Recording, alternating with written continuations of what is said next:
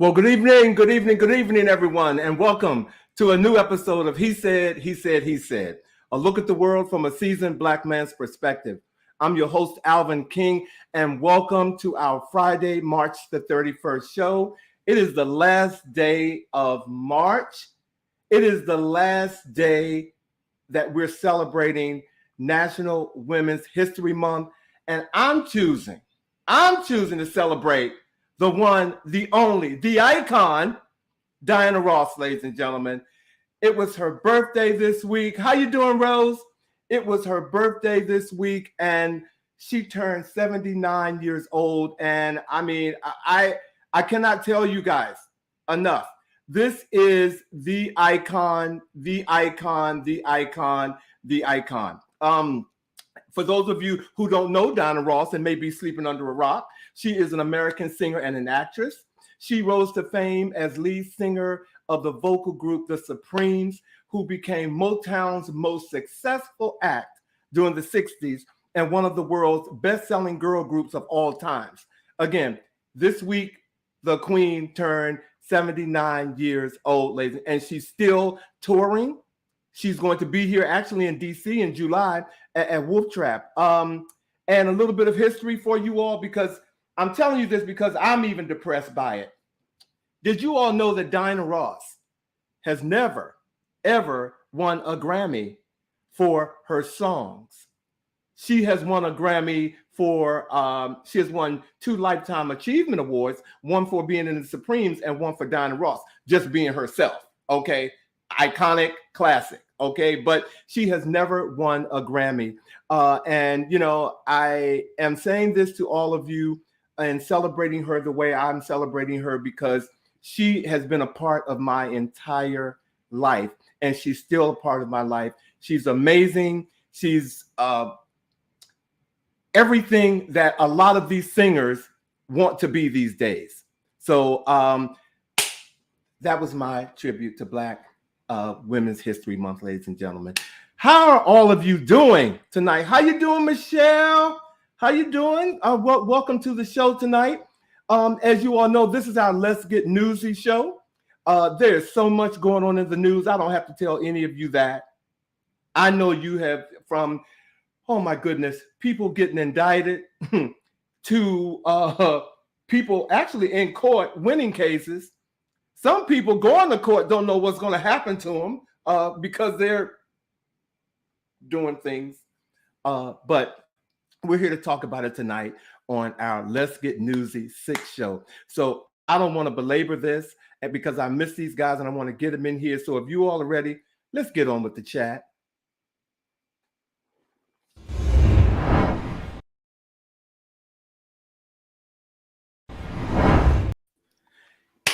It's my house and I live here. It's my house and I live here. Hey guys, what's up?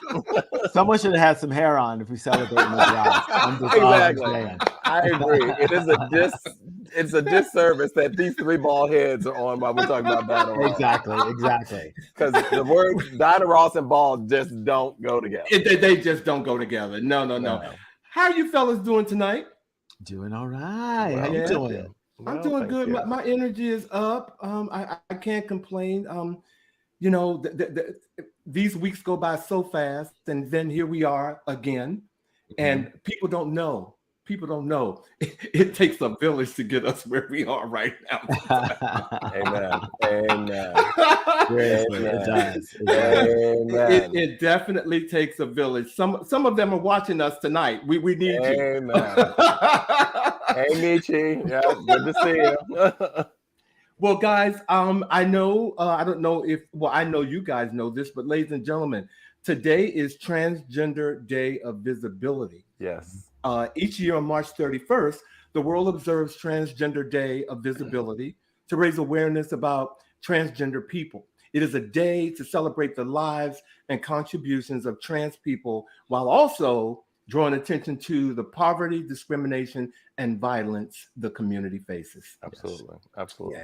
Yeah. This is.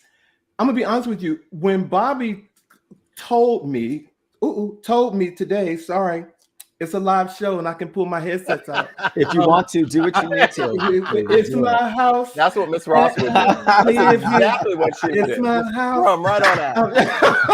Come on out. No, I was so happy that Bobby actually brought that to my attention because you know, it is very, very important, especially with some of the things that we're seeing in the news, things that are going on around the world with how the focus is on transgender people. And the big picture is not accepting people for who they are. Absolutely. Right? Absolutely. And allowing them to live the lives that they want to live. Yes. Yeah. Whose problem is that? And the amount of legislation that is currently being put forward to diminish the rights of transgender citizens of this country it's appalling. It really is. It's disheartening to see that, you know, it feels like we are literally taking steps backwards. Huge leaps, right? Yeah. Do you think that the pendulum has swung in such a way that there are more allies that are willing to come forward and stand up to combat this, and that this movement is really just enough of a swell to then be met with enough resistance to put it aside? Oh my God, Vash. First of all, that is a fierce question. Okay. Because I was thinking something like about that today when I thought, what was life like for me? I grew up around trans people. And I felt like there were more allies then than there are now. Wow. Okay. Interesting. Yeah, I honestly feel that, even though I think the world is seeing trans people live their lives out loud through other people, you know, through celebrities, if you will, and different situations. But I really felt like in the world where I lived, it was safer, and people were, you know, there were a lot more allies then. I did not necessarily know anyone transgender growing up. That doesn't mean that there weren't any transgender people. I just wasn't aware of it. Gosh, I'd like to think, and I'm hopeful, that we will see a groundswell against what I feel is a really disturbing movement of just attacking human rights in general, whether it be the rights of a woman to control what happens to her body, the capacity to just exercise the most sacred act within a democracy in terms of voting, being able to teach rooted in truth. There is an attack that is going on, and the first thing that I think of that gives me a sense of hope was the response to the murder of George Floyd. When I looked at the crowds of people who were marching across this country, while a good number of them were Black and brown people, a surprising number of them were not, who literally stood up to say what we saw was wrong.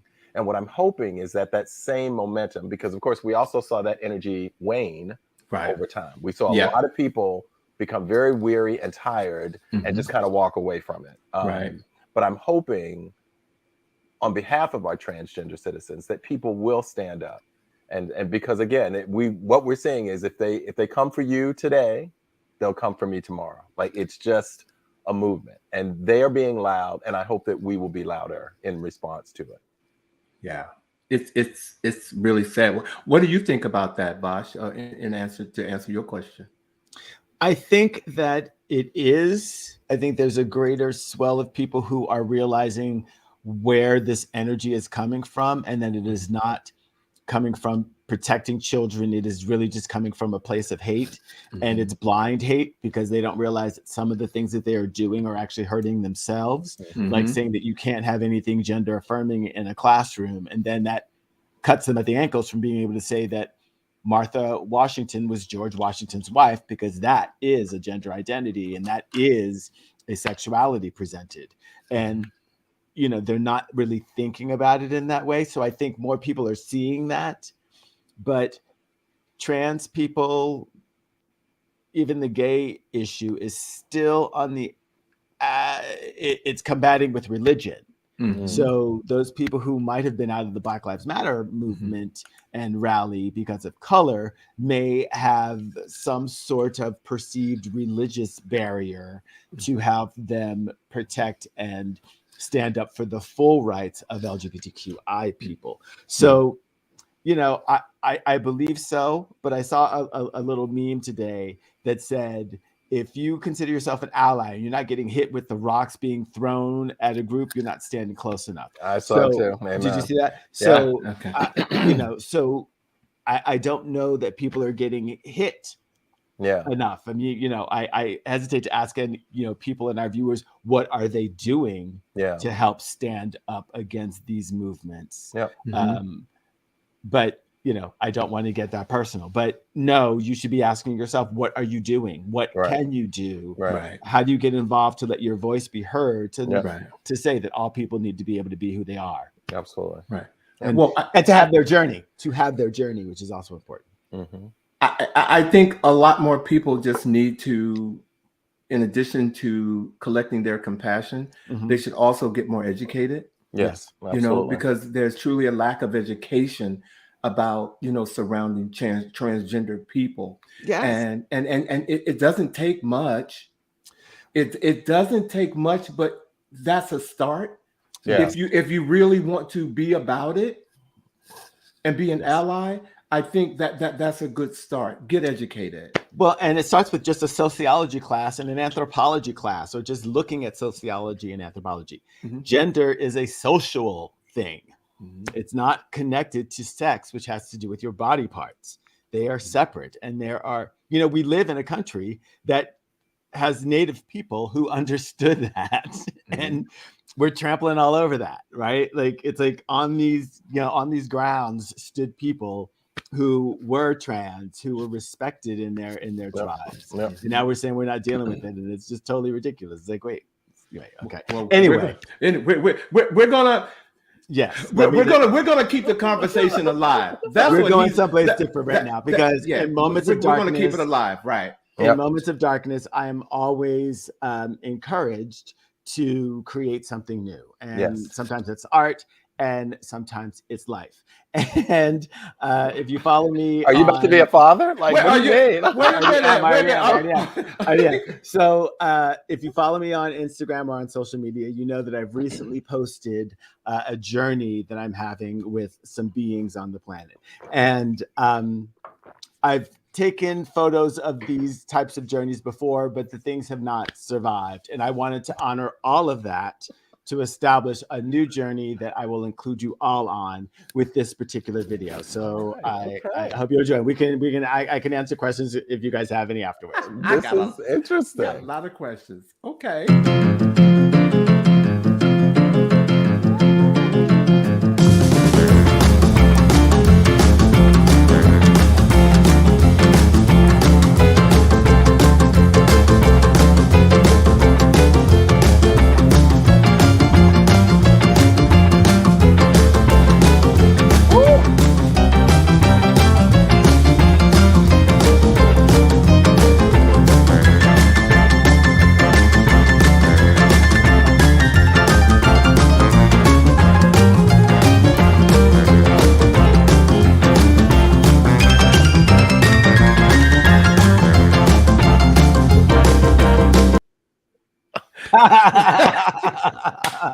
My pink lady apple.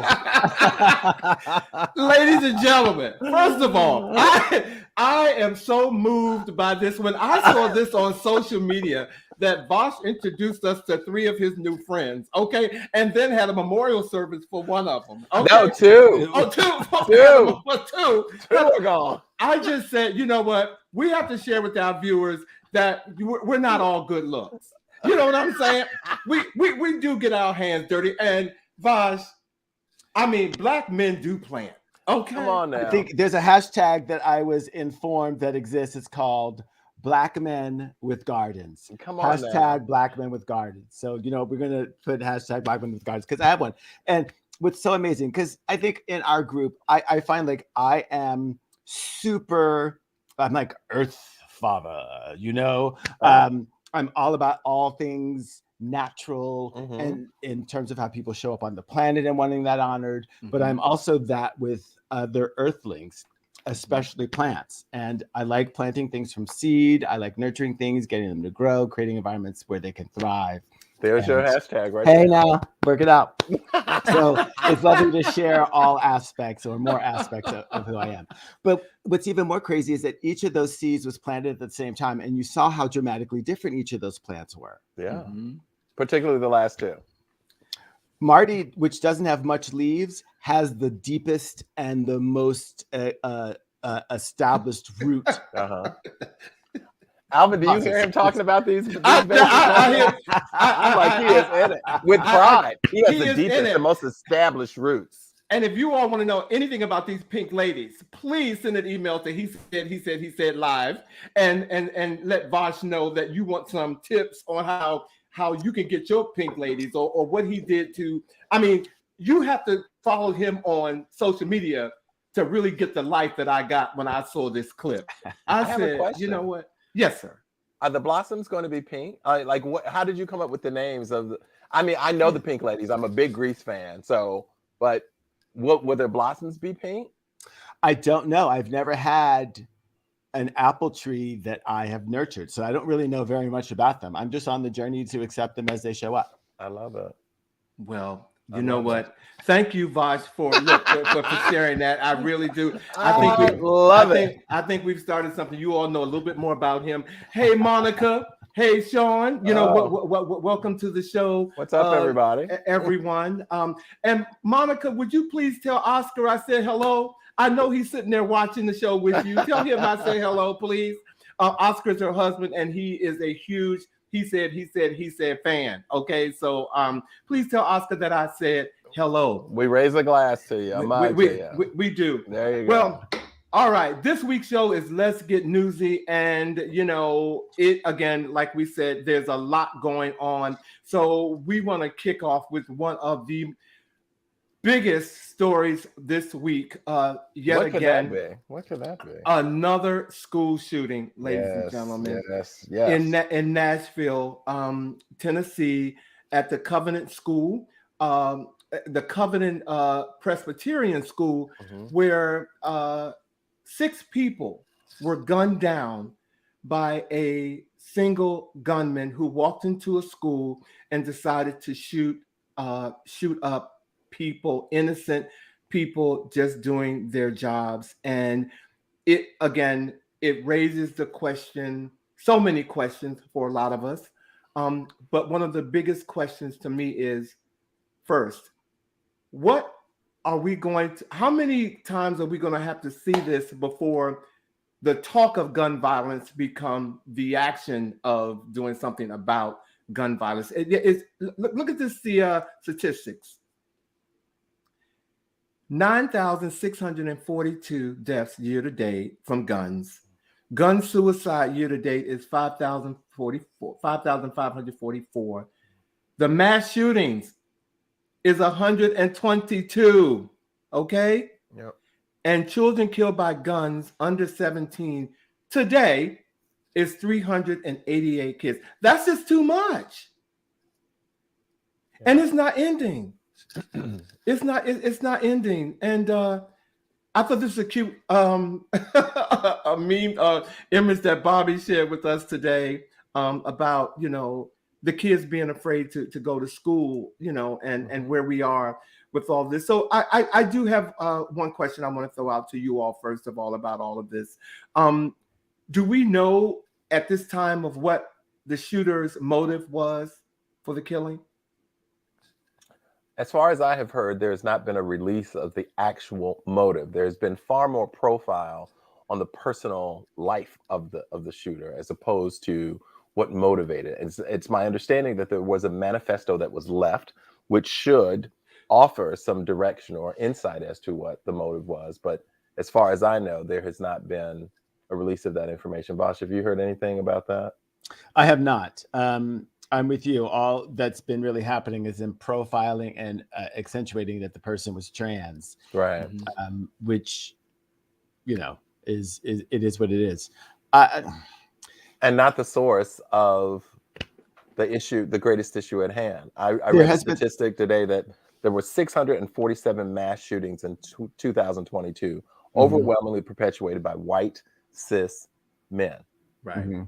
Right. Oh, it's very strange that a biological female, a trans male, would do such a thing. I did hear, and I cannot substantiate, I did not double check any of these sources, that there is sexual scandal that has surrounded the priest that keeps coming up, or the former priest that keeps coming up, the child that there's something there, but nothing has really been uncovered. And you know, it's a complete tragedy.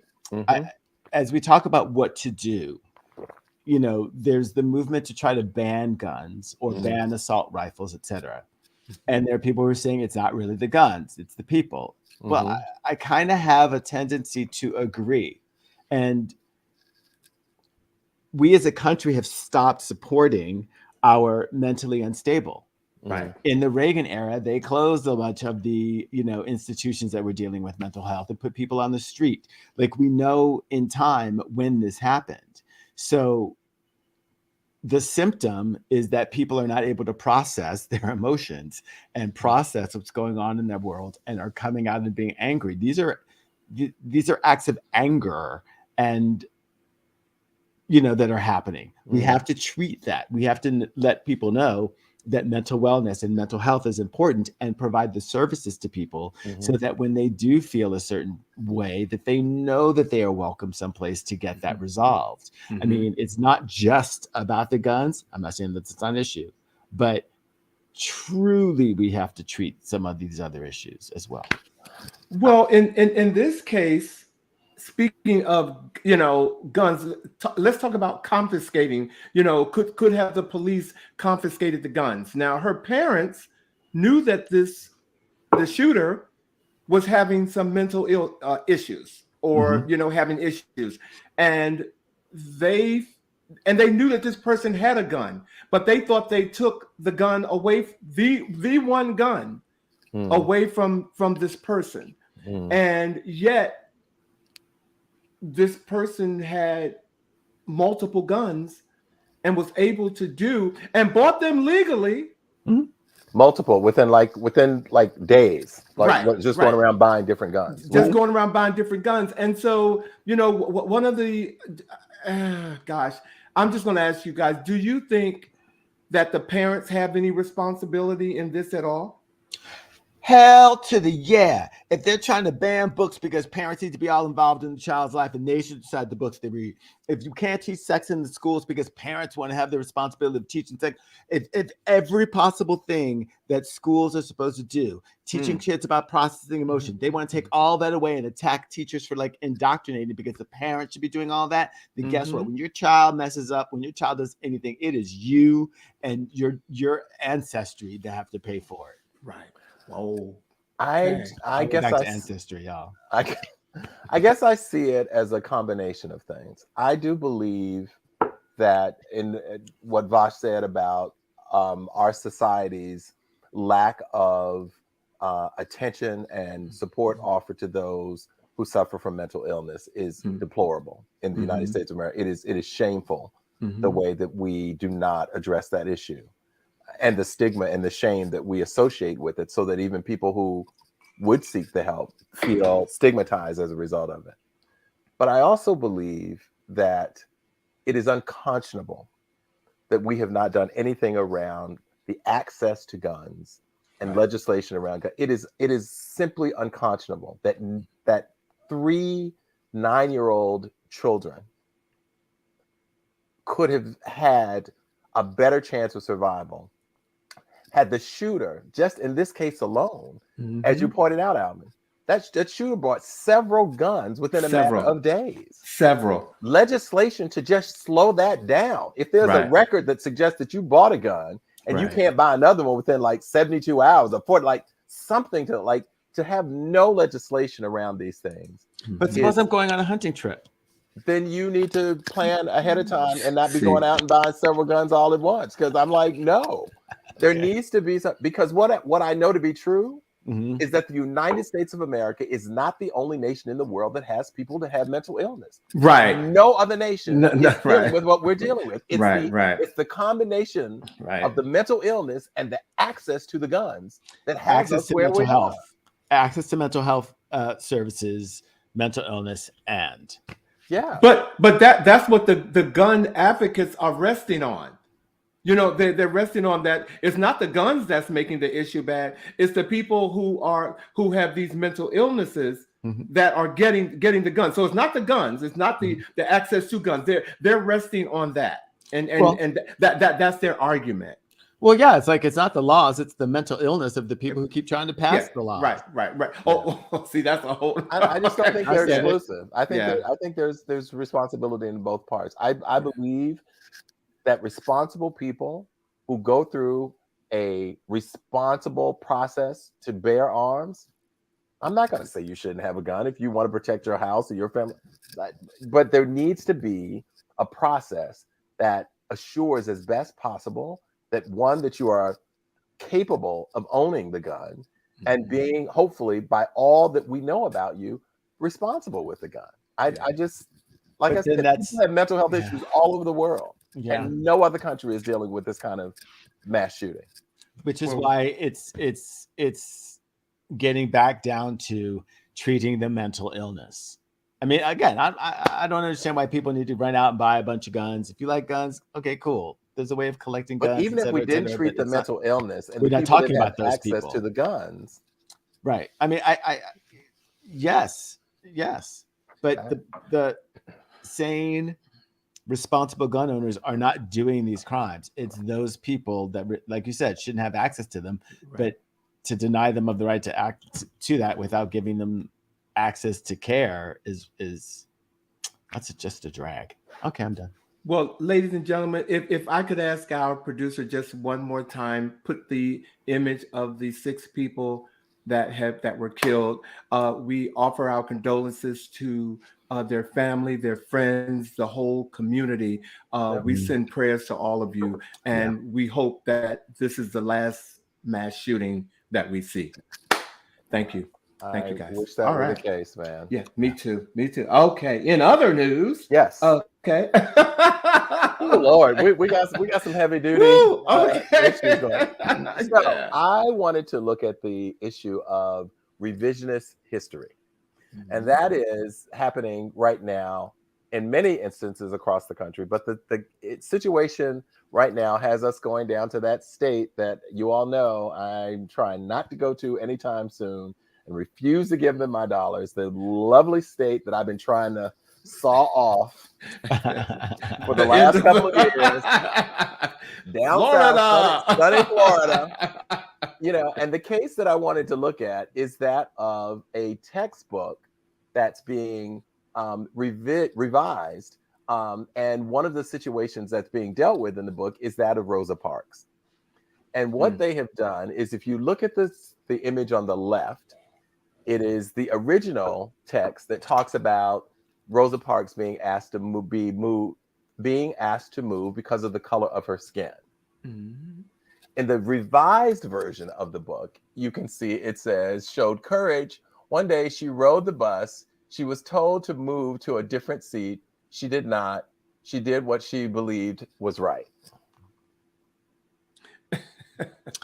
Without context, that just says if someone asks you to move, and go buck wild. Go right. Just go buck wild. So race. Oh my God. So race is being erased. It is literally being removed. And again, it's going back to this notion of parents trying to dictate how history is taught. Right. To make or erased. Yeah, or erased. Erased. Because they're saying, well, you know, I don't want my child to feel uncomfortable. There's another situation in what state, boys? Florida. Florida. Yes. Where the parents lodged a complaint because the movie about Ruby Bridges, who helped desegregate schools, you all know the story of little Ruby Bridges, was being shown to the students at school. The parents said they did not want their child to see the movie because they felt that the the movie would make their children feel that white people don't like black people. Well, they didn't. They some didn't. don't. Some don't. Like, And some don't. right, some of those kids go home to their parents who don't like black people. Right. Like, Anytime a white person says, "Oh, there's no racism," I'm like, then invite me to your family barbecue and family reunion. Not if you have cats.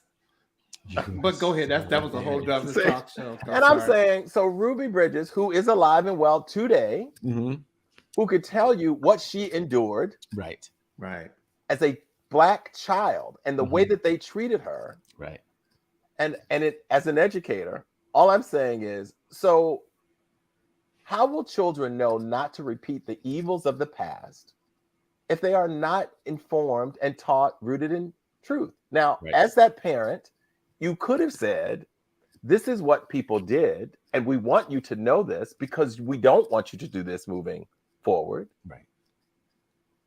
This is you're more concerned about a movie about Ruby Bridges when these signs that are on this image right here that we are putting up are real signs. And still hanging in some people's houses. Right. Especially in Atlanta.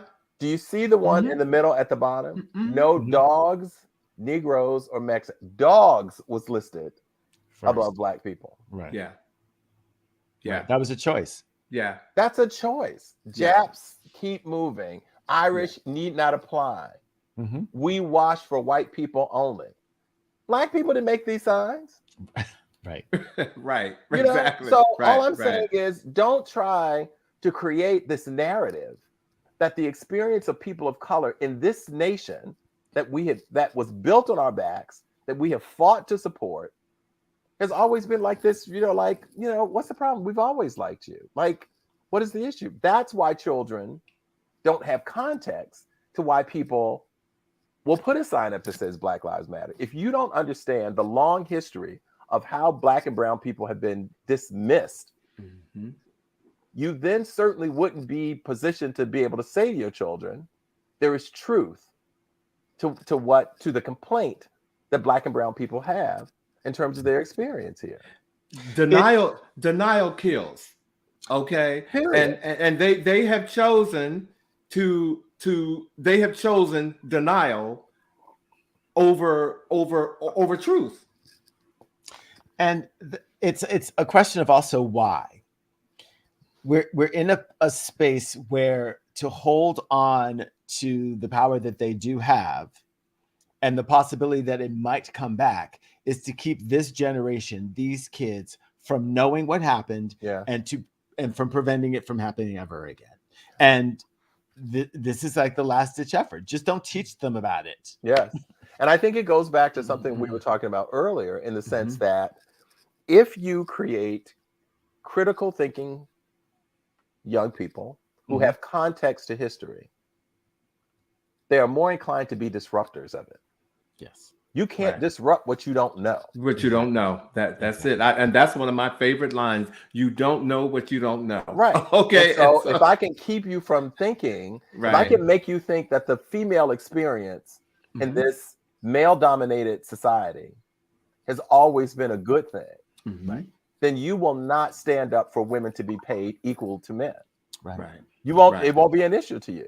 It's appalling to me in 2023 that because someone has a vagina versus a penis, they will be paid differently doing the exact same job. Okay, see, you get ready to touch on a whole bunch of different things, Bobby Edwards, and I feel you. I feel you, my brother. But we're I mean, again, that's what this show is about. We're here to talk to you. We're going to keep that conversation alive as well. I didn't mean to cut you off in that way at all, but I feel you. And we just have to keep this conversation alive. All right. I will say, as an educator, I'm just angry when I feel like truth is like education should always be rooted in truth. We don't have to make up. We don't have to make up a hard or sad story about Ruby Bridges. It was real. Right. You don't have to make up that there are gay children. You see them in your class. You're with them 8 hours a day. Exactly. You know that child is gay, and that child does not like being called girl, even though she's it's a female. You're like, all right, I got to have peace in my class. Who are you? This is how you're Right. showing up. I'm going to love and support you Right. in that way. Mhm. We find that that is the way that we treat dementia patients on their way out. Why would we not treat children who are coming in with that same courtesy? Who are you? Let's support you. Here's everybody. Find your place. Grow into or out of it, whatever. Anyway, Our I'm history is sorry. our history. We Yeah, could our go on history this is our forever, history. but I want to talk about something that is absolutely positively historic, because for the first time ever in the history of the United States, a former president period, has been indicted and is facing criminal charges, y'all. I'll wait for people who are out listening and watching to applaud if you wish to. Rock on. So Trump has been indicted, and sources say that he is facing over 30 counts of related business fraud charges. Now, I'm not sure if you guys are all aware, because I had to really do some research because I wasn't really understanding what was going on. According to court findings, when Cohen faced federal criminal charges because Trump org executive authorized payments to him totaling like $420,000 to cover his original $130 payment to Stormy. 130,000. 130. Well, I'm thinking in thousands, right? 130,000 to Stormy Daniels, but they also gave him money for tax liabilities, and they gave him a bonus. And the company noted this reimbursement as a legal business expense in their internal books. Right. Trump says he has absolutely no knowledge of any He of had it. no idea. That's crap. But the hush money isn't illegal. It's how they dealt with it that it How is. it's And reported. falsifying business records is a misdemeanor in New York. And Right. they can go after him for like more extensive charges, but they'd have to prove that he intended to do a crime, et cetera, to get him to a felony. But with 30 other possible, business fraud charges, something in there is going to stick in a way that's going to give him, I don't know, maybe 30 days in jail, but at least they're fingerprinting him and taking a mugshot. I want to see that. I want to see, well, and the realization of what's going on here is that the message that's being sent and the reality of all this is that you have broken the law, and we're going to treat you like a regular citizen now. And that's going to mess with his ego already. That's already, just messing with his ego. But going back to Cohen went to jail for what he's being indicted on as well. But because Steve Bannon was part of the, what do you call it? The administration? The Trump team. The campaign? No, the, what do you call it? His, I can't think of the name, but Steve Bannon was responsible for making sure that Michael Cohen went to jail for the same thing that Donald Trump is being indicted for. Okay. So now you are a regular citizen and you will be treated as such. So let the circus begin. The circus is about to begin, you all. What worries me, though, is that there is a population of people, citizens of this country, who are buying this whole notion of him being targeted, politicized, witch hunt, all of those things. Because let's not forget, over 70 million people voted for this man. Right. So all I'm saying is, I'm hoping that, because this, as you pointed out, this is just one of several court cases that are surrounding him.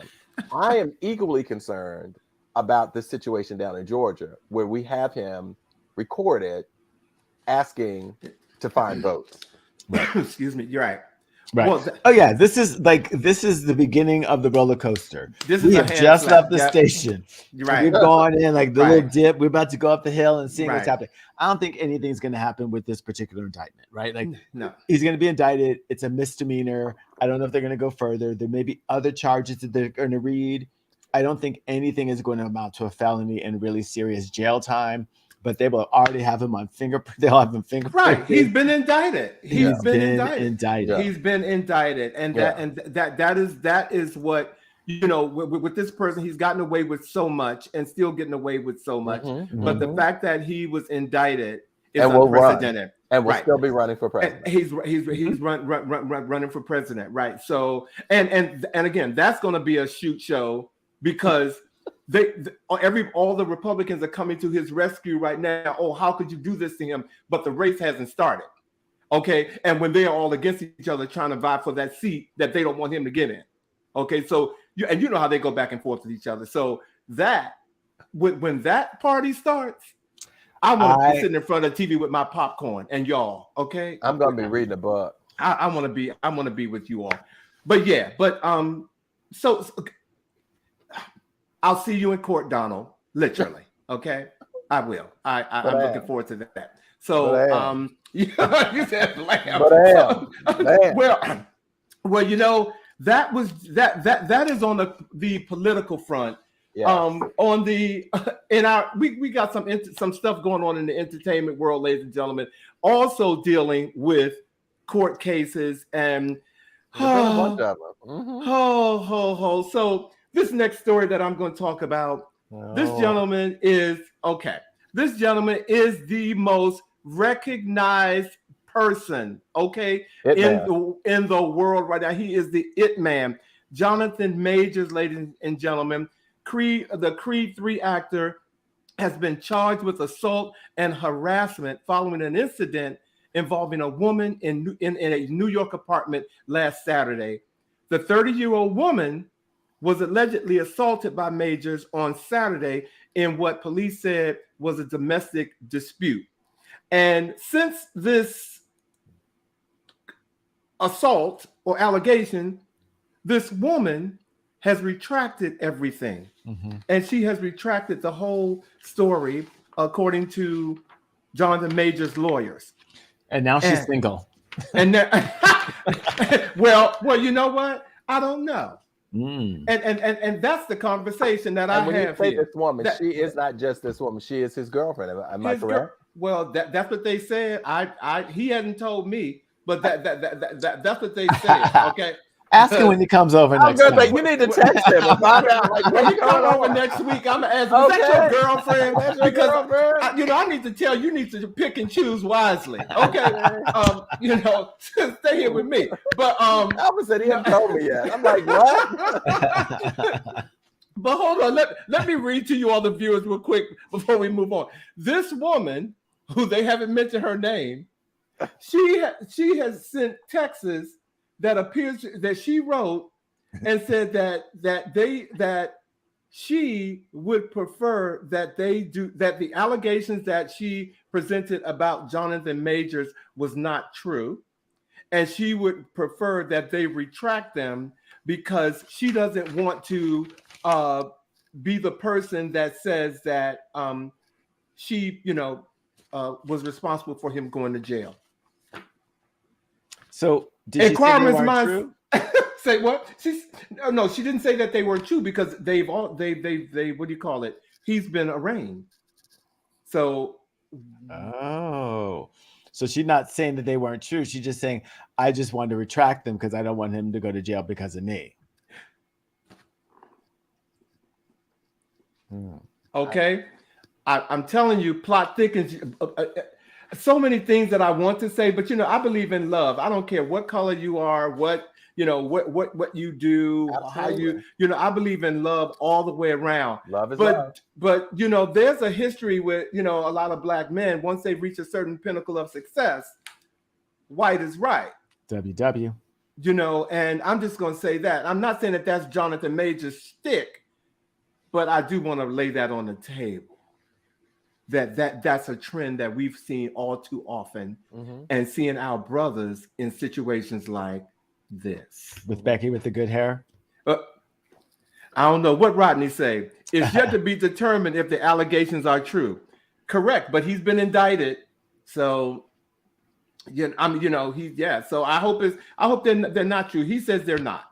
It's messy. Messy. It's messy no matter how you look at it. Okay. And very unfortunate for all parties involved. I would never want a woman to be assaulted in any way, shape, or form. Exactly. He is a big guy. Let's look at the size of that woman. Exactly. And let's look at him. Like, one good swipe from him and she could be seriously hurt. So we would never want that to happen.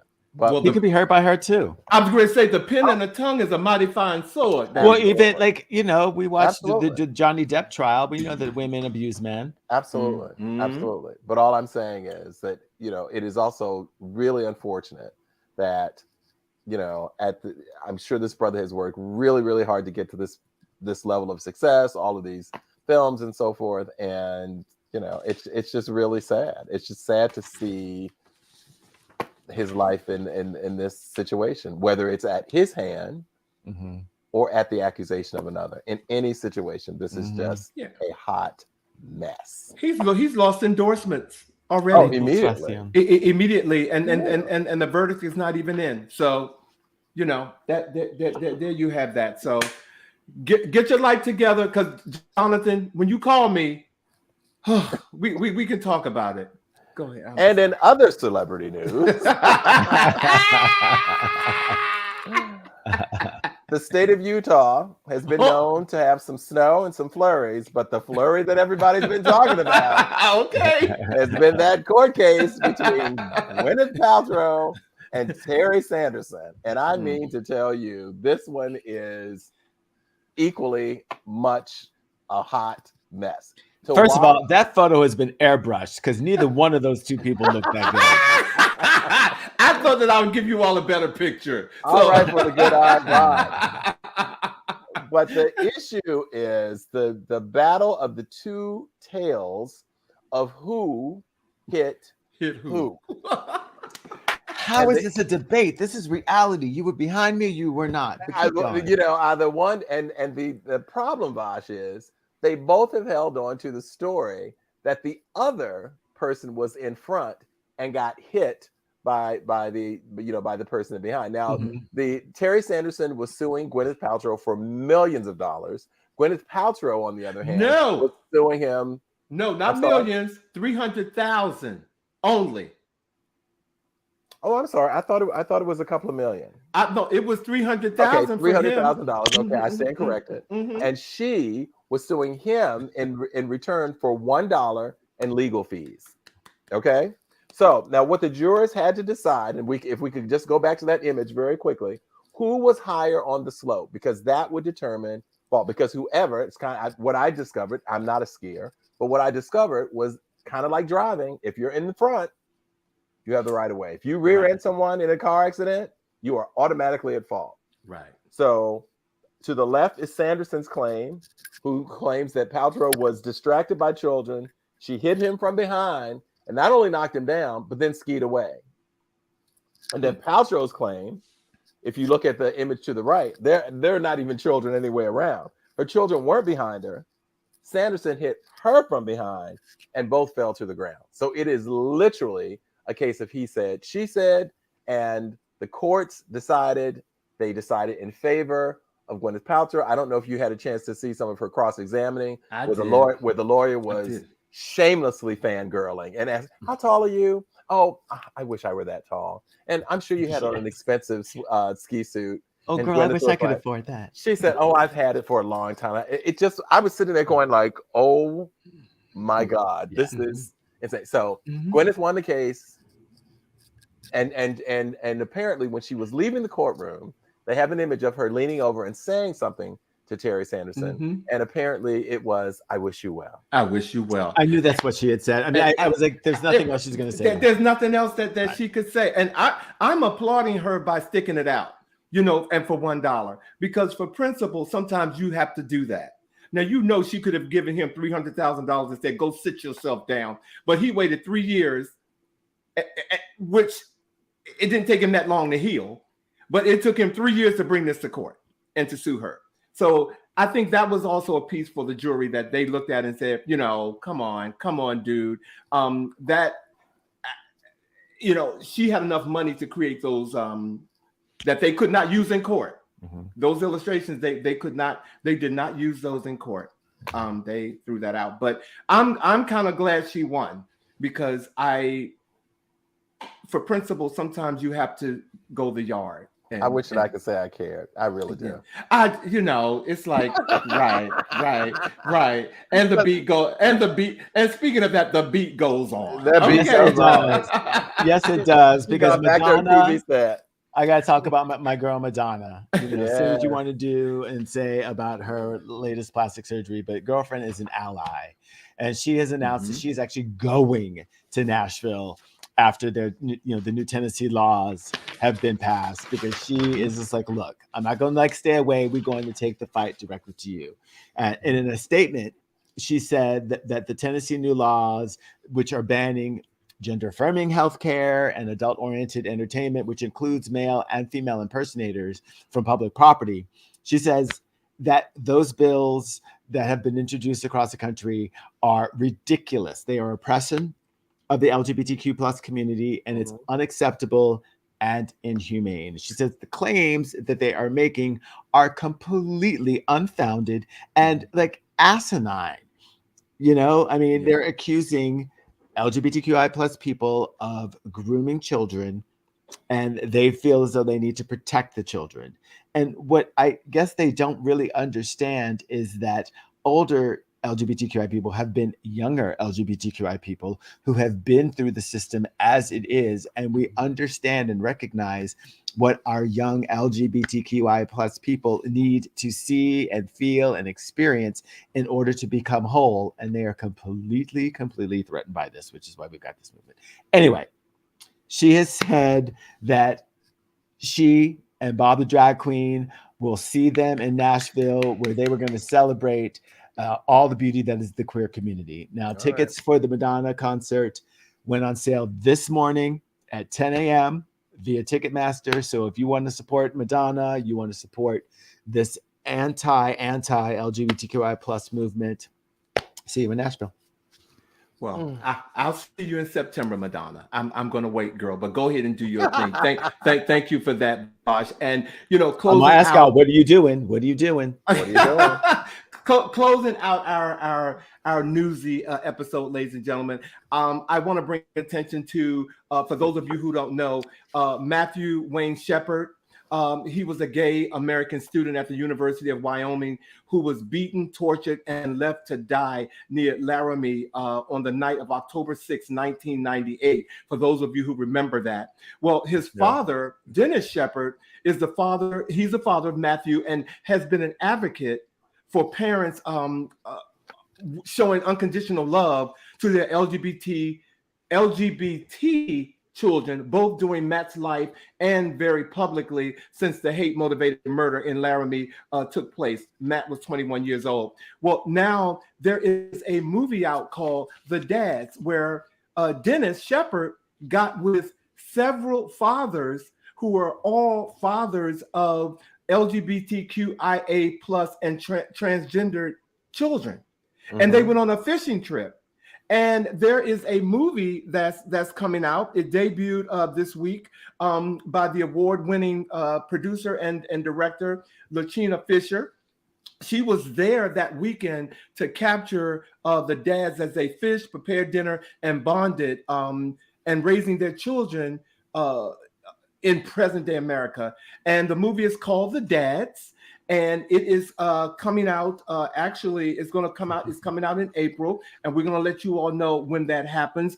But I want to see this movie for a number of reasons, and I'm just glad that I know there's a foundation in Matthew Shepard's name, and I just want to make sure that we keep his name alive. So. Yeah. Please, ladies and gentlemen, we will definitely let you know when the movie The Dads come out, because I think it's going to be a winner. Is it in theaters or is it a streaming? It's not in theaters. It's actually the movie is being shown, and I was going to tell you guys, but I lost place in my notes here. But just we'll find out. Oh, it debuted at the film festival.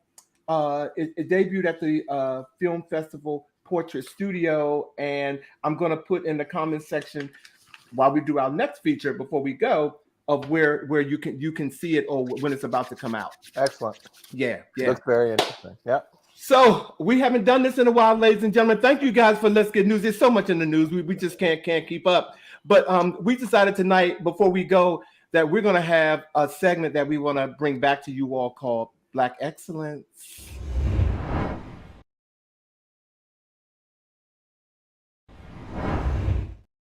Well, Vash, I don't know about you, but I didn't want to go far to look for, when, sometimes excellence sits amongst you, Amongst us, yes. Amongst us, So, how you feel about that? There's some excellence in here somewhere. I feel wind beneath my wings. I can if you will. smell it. I just feel it. I just know it's here. So, go ahead, Vash. You can go ahead. If you can find it, you can go ahead and bring it in. Well, our new and very, very special, not so new anymore, right? This is at least the 19th episode of us having the amazing Bobbie Edwards with us. Mm-hmm. And tonight, yes, give it up, ladies and gentlemen, give it up. Give it up. We can hear y'all. Give it up. Tonight, we want to spend some time to recognize Bobbie for some of the work that he does with the Royal Edwards Fund. We have a number of pictures to recognize Bobbie and the Andover for life. Look at you. I love the shirt, by the way. And the color's fantastic. Thank you. Do you want to take us through some of these photos, Bobbie? Please sure. First of all, let me just say to you before we go through the photos, I really want to thank both of you for acknowledging this recent acknowledgement that was made through my former employer, Phillips Academy in Andover, Massachusetts. It's a residential boarding school I worked at for 20 years, actually, and spent many years in the admission office recruiting students to this extraordinary boarding school, and then served as the Dean of Community and Multicultural Development. And so just recently, they announced that a scholarship fund was developed in my name, along with one of my mentors, Kathy Royal, who was my mentor there at the school, and that's the school seal there at Phillips Academy. And so it is the Kathy Royal, Royal Edwards, Bobbie Edwards Scholarship Fund to allow students access to one of the most highly sought after private school educations in the nation. And so I'm terribly humbled to have this scholarship bear my name. So I'm this fund bear my name. So I'm very proud of that. And so Alvin said, Bobbie, do you have some pictures from when you were there? This is when I first got to Andover. This is in 1986. Wow. Look at that hair. And I was saying to my boys here, this was the time when I would get asked all the time if I was Malcolm Jamal Warren. Like, people were like saying, you look so much like Theo Huxtable in this. And I think I could see the resemblance in this particular picture. But yes, I did have hair, and there is photographic evidence of it. This picture right here, again, kind of reflects 20 years of working and supporting students in their development. Kevin Hatcher is the student that's featured in this particular article, who won a national prize from the Human Rights Campaign, and was heralded at the very special, big, Alvin certainly knows about the black tie National Human Rights Campaign dinner. And he was given the opportunity to bring a mentor, and Kevin chose me to be there with him at the time of receiving his award. So that was a very special moment as well. And this is Kathy Royal. This is the other person whose name is on the fund that will offer scholarships to kids to Phillips Academy. A great mentor and dear friend of mine, my sister, Kathy Royal. And this picture right here was taken at a recent reunion of the AFLATAM, which is the Afro-Latino American Student Society, celebrating 50 years of supporting Black and brown children at the Academy. And this was the big celebration. That's Kathy there in the front with the beautiful royal blue dress, and me over to the right near the banner. And those were all of our former students behind us that came for that reunion. So wow. I'm deeply humbled. One of the greatest gifts I think that my career could offer is that other children would have access to education, because we know how important it is and how much of a changing of the trajectory of a child's life can be through education. So I'm humbled and honored, and I thank you guys for celebrating this acknowledgement with me. Thank you. Well, thank you. Thank you. It is a pleasure to have you here, Bobby. Thank you, ladies and gentlemen. For you guys, go ahead and give Bobby applause. Go ahead, you all can click your fingers in the chat. We can see you. Hey, look, we're about to end our show. Next week, ladies and gentlemen, we have with us author Mark Tuggle. He is the author of Cultural Silence, Wounded Souls, Black Men Speak About Mental Health. If you can't see the book, you can see the book right here. I got it up so you guys can see it. He will be with us next week. The book is amazing, and we are looking forward to having him here. And for our words of the week this week, we don't want to leave you guys without some positive thoughts. Absolutely not. Healing doesn't mean the damage never existed. It means the damage no longer controls your life. Okay, sip on that. Okay, sip on that. Ladies and gentlemen, sip on that. Thank you. Thank you all for. Oh, I'm sorry, I just lost it. You know, this is a live show, and I just saw you all go away. I can't even find you. But we're still here, baby. Go ahead. Are y'all still there? Because we're still here. There you guys go. I couldn't find you. I just couldn't find you all. Thank you all for joining the show tonight. See, we've had a great time, and we definitely look forward to seeing you guys next week on our new episode of He Said. He said. He said. You did the I Dream of Jeannie thing. You got rid of us. Good night. Thanks, everybody. Have a great night. Bye-bye.